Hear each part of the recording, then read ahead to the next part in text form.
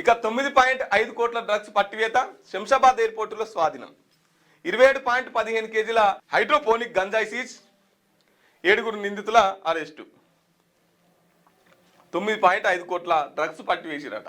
నేను మీకు ఇంకోటి చూపిస్తాను మిత్రులారా, ఒకసారి చూడురి. ఈ గంజాయి ముచ్చట చెప్తా మీకు.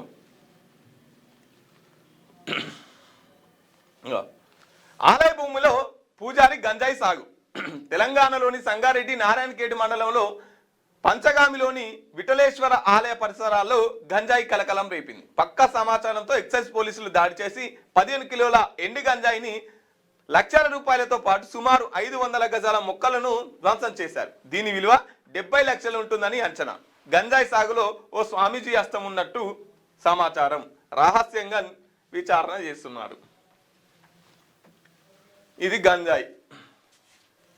ఇవన్నీ గంజాయి మొక్కలు. ఇదంతా గంజాయి. ఈ గంజాయి ఏడ వండిస్తున్నారు? ఈ గంజాయి ఏడ వండిస్తున్నారు అంటే ఓ గుళ్ళె పూజారి వండిస్తున్నాడు గంజాయిని.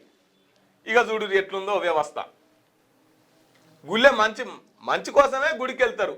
ఆ దేవుని గుళ్ళెనే గిసొంటి పాపాలు చేస్తే ఇక మిమ్మల్ని ఏ చెప్పు తీసుకొని కొట్టాలి?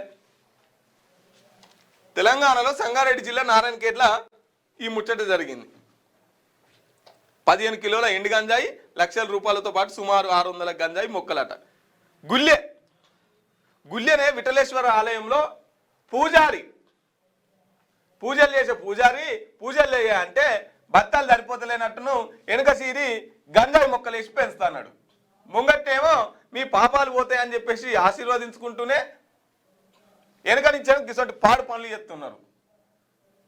ఇక నిన్ను ఎట్లా దేవుడికి క్షమిస్తాడో మరి ఏం చేస్తాడో నీకే తెలవాలి గురువు గారు.